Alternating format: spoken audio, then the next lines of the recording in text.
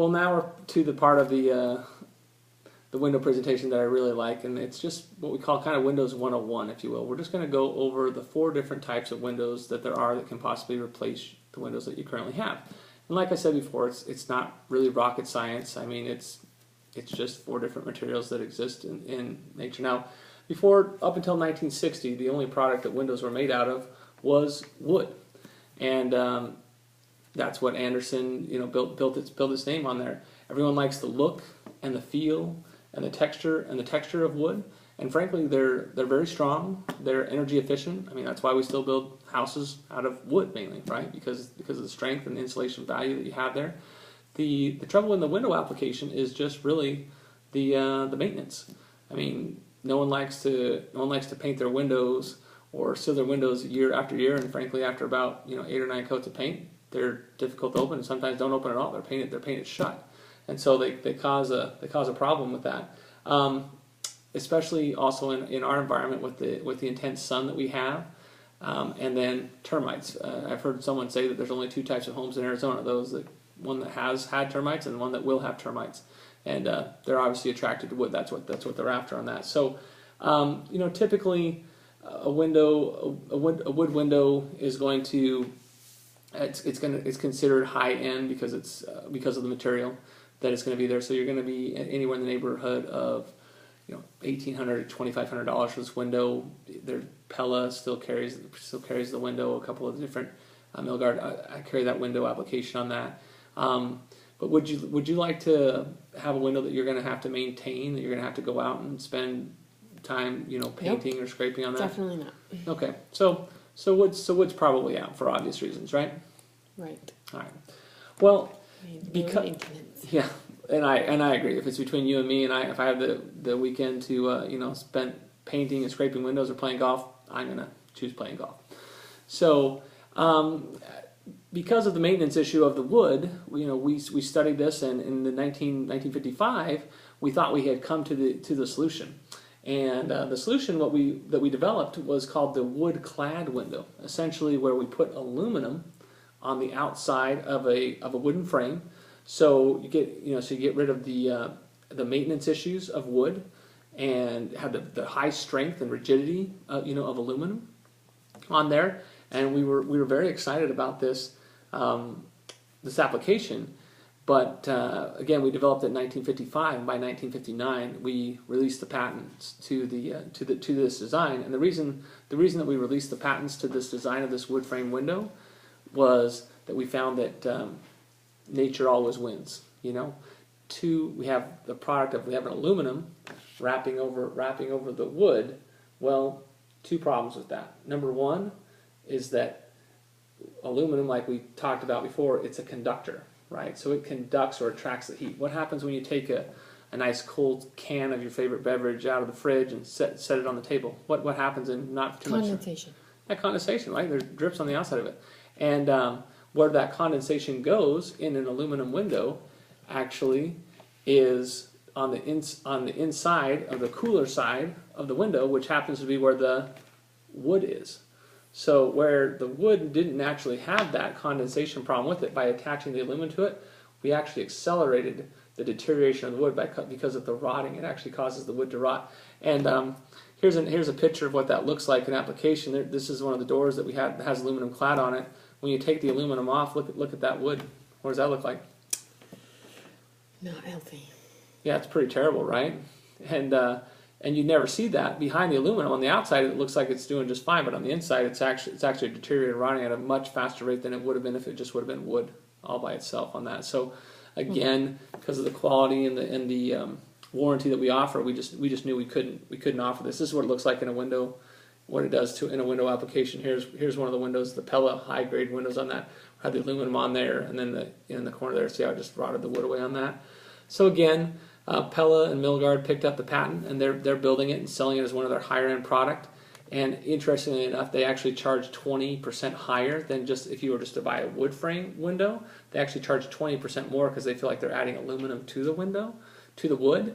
So for this type of application for a wood clad window, you see we're actually this job installed here was going to be around $1,400 $15,000 for 10 windows on that. So it's around $1,500 to $2,000 per window on that. Would you want to spend your hard-earned money on on a window product like that that's just gonna fail over time? No. Yeah, no, I wouldn't either. Money's too hard to come by to spend it on something like that looked like a good solution on that. So after we found out that the wood clad solution wasn't going to work, our scientists went back to the laboratories and they started working again, and they developed the first vinyl window. In 1959, they developed the first vinyl window, which we're pretty excited about. We actually spent over $35 million in research and development on this window, and tested the window extensively for over 7 years. The reason that we designed it was because, if you look at it, because what we liked about it was solid color throughout. It's actually a lot of air. Did you know there's that much air pocket in the window?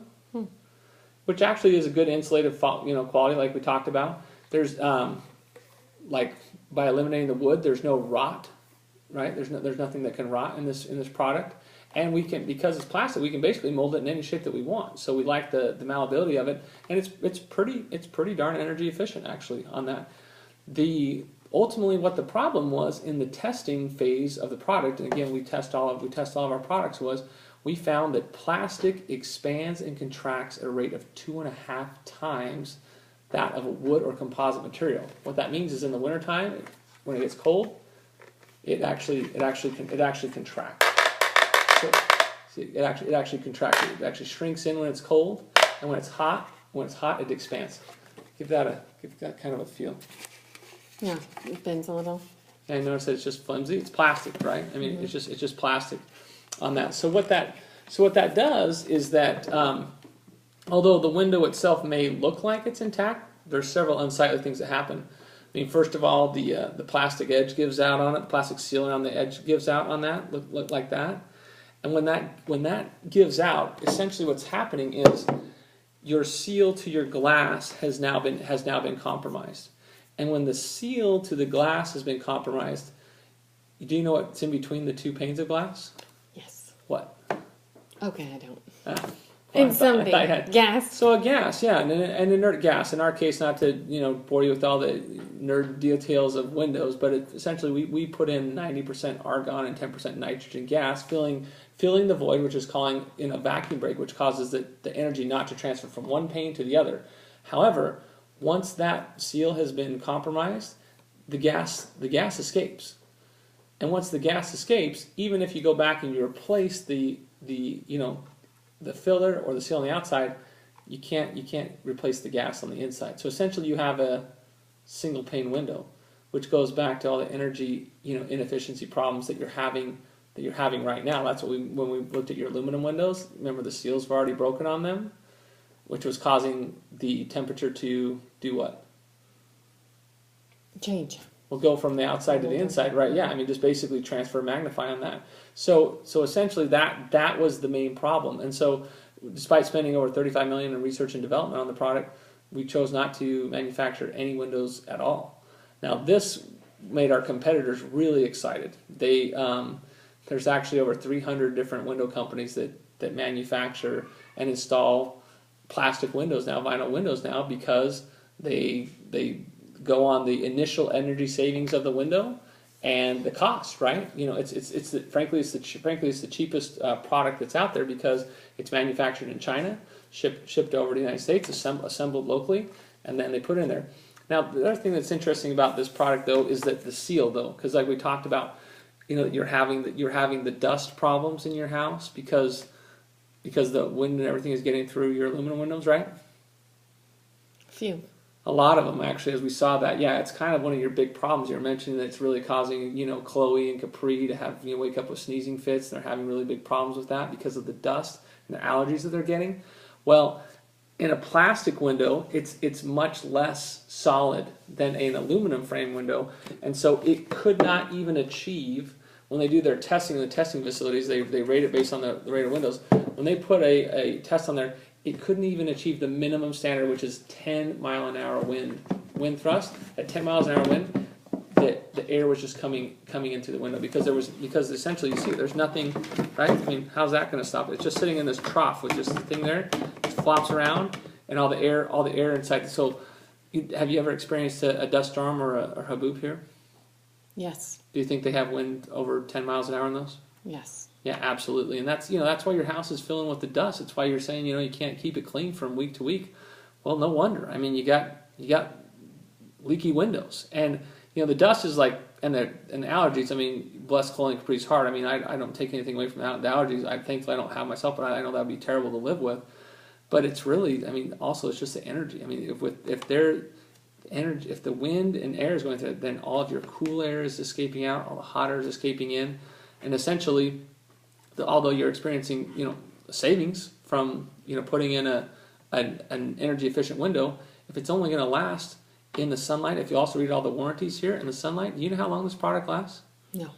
It's on average less than 5 years before product failure. Have you ever had a plastic lawn chair or anything like that set out in the sun? Mm-hmm. How long has that lasted for you? Not as long as I thought. Not very long, right? You get kind of afraid to sit in after a while. I know I've sat in a few. They've just broken underneath me. Kind of embarrassing, but I think I want to blame it's the sun and not my weight, but I don't know. Who knows on that. But essentially, that's what's going to happen. The outside seal is going to break free. Once you do that, then you'll get condensation in the windows. Once you have condensation, again, that's just a sign you have no seal there. You also, like we talked about, the dust getting in the window. This one, had dust in the window. Now the rain's kind of penetrating the window, and see how just basically just showing you all the product just basically goes through the vinyl windows because they're going to fail on that. And they used to put in, just to be extremely cheap, they would just put in the foam seals, like you have some of those in your windows that we saw that are doing this loop-de-loop there thing, that caused you to call us in the first place.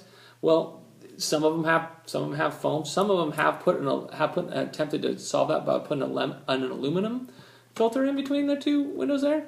But what is aluminum after all? What does it do with the heat? Transfers it. Yeah, it conducts it. Actually, it's a conductor, right? So actually, it's just kind of magnifying that. The other thing to look at as well is because the plastic is not very strong, they have to put a lightweight glass in there. So we'll look at that. The glass, it's only 2 millimeter glass. It's very thin, lightweight glass that just doesn't hold up because the window can't hold up that much weight. It bends or it sags if they have heavy weight in there. So they put the lightest weight material in there as well. So this poor client. Look how bad that sag is, and they're sealing that. The HOA actually contacted them and said they had 2 months to replace their window before they were going to start fining them. How would that be? Pretty terrible, right? Yes. Yeah, it's kind of pretty terrible. So that's why builders, the reason that the builders are putting in a vinyl window still today is because of the initial energy savings and the cost, right? And that's why when you go to replace the window, that's why over 300 different window companies are still selling them. I mean, like Window World, Sears. You heard of some of these companies? Mm-hmm. Yeah, they're gonna do that because it's the cheapest product out there, and frankly, price sells. So if you're just gonna get rid of this house, maybe a year or two, maybe this will be a Band-Aid, but you don't really want to put a Band-Aid over a broken bone, do you?